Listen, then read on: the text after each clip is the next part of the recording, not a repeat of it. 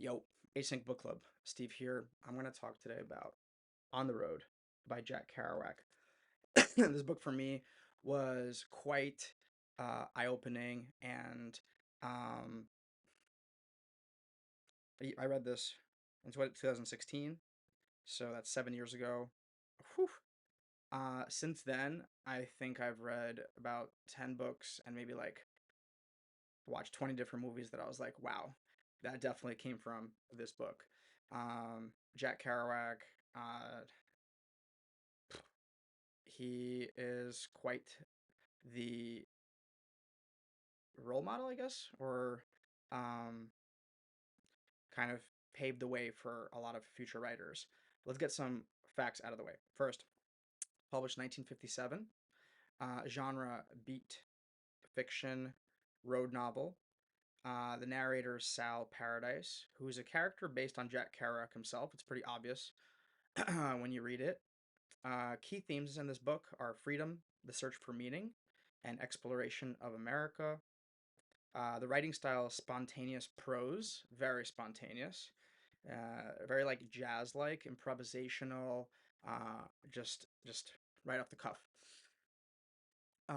Inspiration for this book was Kerouac's own cross-country travels with his friends, including with Neal Cassady, who's depicted as Dean Moriarty in the book. Uh, Jack Kerouac's like best friend. The cultural impact of this book, it's regarded as a defining work of post-war beat and counterculture generations. Um, Instead of just being clean, beautiful writing, it is dirty, is nasty. Um, it's you know for people that have watched Fight Club and read the book Fight Club. When I read Fight Club, I thought of this book a lot. Uh, when I read Eyes Open by R.W. Platic, Robert Platic, we have a video on this channel with interviewing him. Very similar because it's so raw and real and colloquial. It's like it reads like very contemporary. When it was first published, it had mixed uh, response. However, now it's just absolute classic. Um, and it captures the restless energy and the desire for experience. This like feeling of like depression, but also this feeling of like wanting more. Um, Quick synopsis, On the Road, basically is a semi-autobiographical tale of Sal Paradise, who's a young writer fascinated by the idea of the American road trip as a journey of self-discovery and freedom. If anybody's ever been on a road trip, things can get interesting. So along with his wildly unpredictable friend Dean Moriarty and a colorful cast of interesting people, Sal traverses the United States. And the narrative spans several trips, taking them from the East Coast to the West Coast, down to Mexico, and through various American landscapes and cities. And there's a lot of references to jazz, poetry, and the pursuit of it, which is a term they use for personal enlightenment and intense experiences. And basically, Sal and his friends seek to break free from conventional society and find deeper meaning in life. The novel is basically celebrated for its lyrical, stream of conscious writing style, and it captures the spirit of the Beat generation's quest for the sublime. So, and then a fun fact, actually, Jack Kerouac typed the original draft, on a continuous 120-foot roll of paper over 3 weeks in April of 1951. And he wanted to do this to avoid interrupting his flow of thoughts by changing sheets of paper. Thus, like a scroll. He wanted just to be like this continuous stream of consciousness in his writing, which is very clear when you read it. And yeah, what I want to do is get into some of the quotes. I love zooming in on the quotes because like these zoom out synopses are okay, but you know some of the feeling, a lot of the feeling comes from the actual quotes. And the first quote is what actually reminded me of Fight Club a lot, or Fight Club reminded me of it. This is on page 98 at the bottom, and it says. New York, with its millions and millions hustling forever for a buck among themselves, the mad dream, grabbing, taking, giving, sighing, dying, just so they could be buried in those awful cemetery cities beyond Long Island City. So it's so funny because that could have easily been written in Fight Club, in the book Fight Club, and it would fit in perfectly. Fight Club does a lot of that kind of stuff, this like making fun of the rat race. Um, let's see. Next quote is over here. Page 108. This is a weird 9/11 trigger reference. Page 108. He said we were a band of Arabs coming in to blow up New York. We swished through the Lincoln Tunnel and cut over Times Square. Oh, this is 1951 that he wrote this. Arabs coming in to blow up New York. Very weird. Um, I mean, there's already in 1950s there was already like tension in the Middle East with interventions. So not that weird when you think about it, like historically, but still strange for me reading it. I was like, whoa. Another strange thing, 116. We only live once. It's almost like a YOLO moment that I read. It was a little bit anachronistic because YOLO, I thought was like, YOLO is like a very contemporary term. To read it in a book written in the 50s was weird. Okay. So on page 119, there was an interesting moment, and it goes, I suddenly realized it was only the tea that we were smoking, referencing to uh, feeling a certain high. And the note that I wrote was sometimes life itself can cause a high, a change of state of mind. DMT, for those that don't know, it's a psychedelic, is natural actually in your body. Endocannabinoids exist in your brain like marijuana, and it's about being able to unleash yourself. So the kind of like up until this point, the overall more of the story for me was unleashing the best out of life naturally. And by best, sometimes it is like a high. It is kind of a feeling. Because when you go to drugs to seek that high, um, often bad things happen. Uh, Another page 135 was also a nice like rewind to the year 1910. On page 135, it says, when you could get morphine in a drugstore without prescription, and Chinese smoked opium in their evening windows, and the country was wild and brawling and free, with abundance and any kind of freedom for everyone. His chief hate was Washington bureaucracy, second to that, liberals, then cops. So it's an interesting, like when we think of like the past, we think of it, I think, at least I do, is relatively conservative and not able to do a lot of things that we are able to do now. But the year 1910 was very Wild West, where you can do a lot of different things, not a lot of restrictions, and you kind of doesn't seem like there's a lot of rails on life, which is interesting from historical perspective. Okay, so 161 is definitely where Kerouac probably smoked something up uh, and unleashed his psychosis, most likely drug generated, and he basically depicts like it's very psychotic. Um, so he's at the very moment cooking up his in his underground shack somewhere in America. It may also be disclosed that the snake is just a husk of doves. When the snake dies, great clouds of seminal gray doves will flutter out and bring tidings of peace around the world. I was out of my mind with hunger and bitterness. And then I have underlines. Greasy old man with a roll. I saw what a horse she was. She walked on little feet and got into the Cadillac, and off they went. I walked. It suddenly occurred to me that this was my mother of about 200 years ago in England, and that I was her footpad son, returning from Gaul to haunt her honest labors in the hashery. I stopped, frozen with ecstasy on the sidewalk. I looked down Market Street. I didn't know whether it was that or Canal Street in New Orleans. It led to water, ambiguous, universal water, just as 42nd Street in New York leads to water, and you never know where you are. I thought of Ed Dunkel's ghost on Times Square. I was delirious. I wanted to go back and leer at my strange Dickinson mother in the hash joint. I tingled all over from head to foot. It seemed I had a whole host of memories leading back to 1750 in England, and that I was in San Francisco now only in another life and in another body. No, that woman, I'm not going to finish this. I think you get the point. It's just like ridiculous, um, schizophrenic psychosis. And I don't think it really matters whether he was feeling psychotic. He expressed it, and it's really reading it. It's like really like whoa, what is going on here? Um, okay. Um, just an interesting note. So first there was an awkward moment on 167.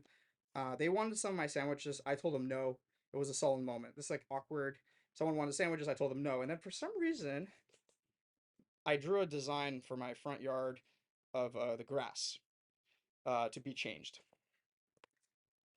Interesting what happens when you're reading Jack Kerouac. And it's actually that design is what I have in my front yard right now. So weird. 5 May 6, 2016, 12:42 p.m. Discussing front yard landscaping. Whatever. So my front yard might be influenced by Jack Kerouac. So weird. Okay, so now this is classic Kerouac. So the previous Kerouac that I read was like crazy, schizophrenic, psychotic Kerouac. This one's more of a classic. Once there was Louis Armstrong blowing his beautiful top in the muds of New Orleans. Before him, the mad musicians who had paraded on official days and broke up their Sousa marches into ragtime. Then there was Swing and Roy Eldridge, vigorous and virile, blasting the horn for everything it had in waves of power and logic and subtlety, leaning to it with glittering eyes and a lovely smile and sending it out broadcast to rock the jazz world. Then had come Charlie Parker, a kid in his mother's woodshed in Kansas City, blowing his taped up alto among the logs, practicing on rainy days, coming out to watch the old swinging Bassie and Benny Moulton band that had Hot Lips Page and the rest. Charlie Parker leaving home and coming to Harlem and meeting Mad Thelonious Monk and Madder Gillespie. Charlie Parker in his early days when he was flipped and walked around in a circle while playing. Somewhat younger than Lester Young, also from KC, that gloomy, saintly goof in whom the history of jazz was wrapped. For when he held his horn high and horizontal from his mouth, he blew the greatest. And as his hair grew longer and he got lazier and stretched out, his horn came down halfway, till it finally fell all the way. And today, as he wears his thick-soled shoes so that he can't feel the sidewalks of life, his horn is held weakly against his chest, and he blows cool and easy get-out phrases. Here were the children of the American bop night. So what's cool about Jack Kerouac is, like many famous artists, they were part of a gang. They were part of a group. He was part of the Beat generation, and he rolled with a nice group of people.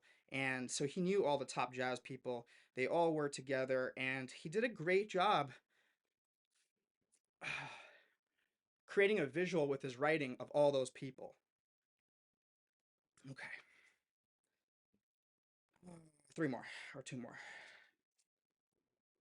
Okay, this one's kind of cool because it relates to something that I was messaging with uh, my mother-in-law and her boyfriend actually about living in the moment.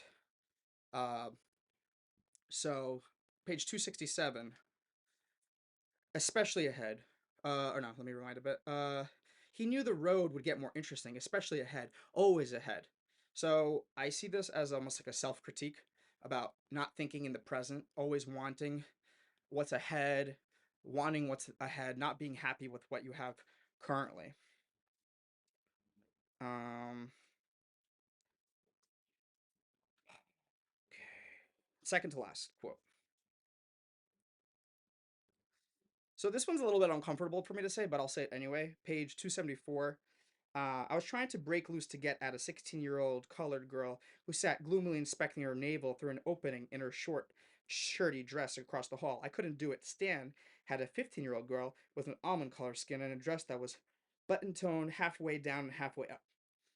Um, so this is 1950s, basically guys that are in their 20s, uh, being with girls that are either 15, 16 years old.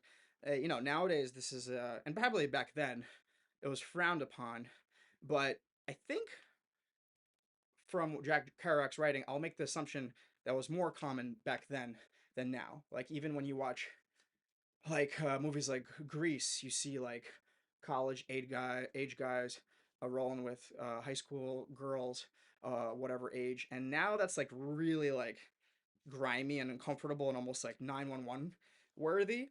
But back then, it seems like it was a little bit more tolerated, a little more open because it seems like what he's reflecting is the average Joe and what they're doing, what they're thinking. Okay, so this page 282. Uh,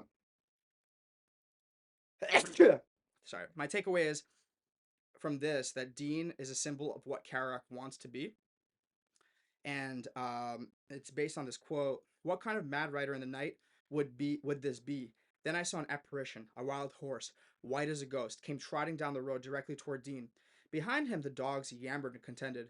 I couldn't see them. They were dirty, old jungle dogs, but the horse was white as snow and immense and almost phosphorescent, easy to see. I felt no panic for Dean. The horse saw him and trotted right by his head, past the car like a ship, whinnied softly, and continued on through town, bedeviled by the dogs, and clip-clopped back to the jungle on the other side. And all I heard was the faint hoof-beat um, fading in the woods. The dogs subsided and sat to lick themselves. What was this horse? What myth and ghost? What spirit? So I see this as like he sees Dean as this person that doesn't matter what happens in life, how crazy it is, he's kind of just chill, and that's the reason why things just kind of are fine. While at the very end, there's a few quotes where Dean actually becomes Sal's antidepressant, and he helped him get over splitting up actually with his wife. Um, and let's see, I got this quote. I think of Dean Moriarty. I even think of old Dean Moriarty, of the father we never found. I think of Dean Moriarty. Um,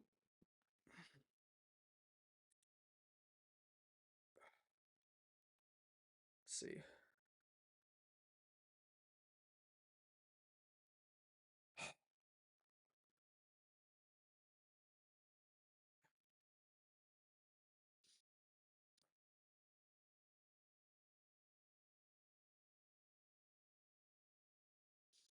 Mm, yeah, trying to connect that logic to something here.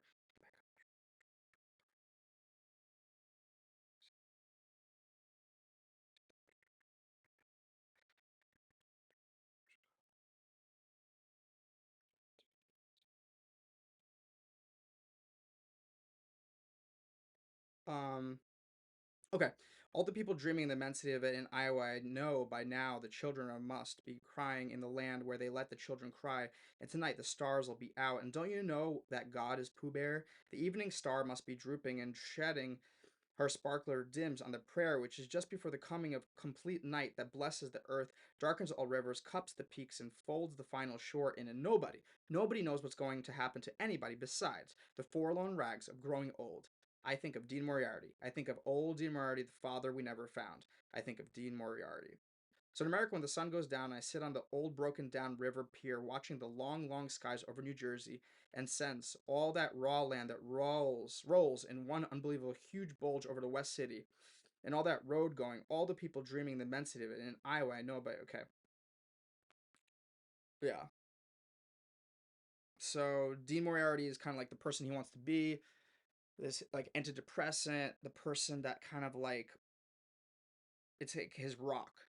So um yeah, so overall, for me, I had a lot of highlights, and I only touched on the main quotes that I liked, including the front yard thing.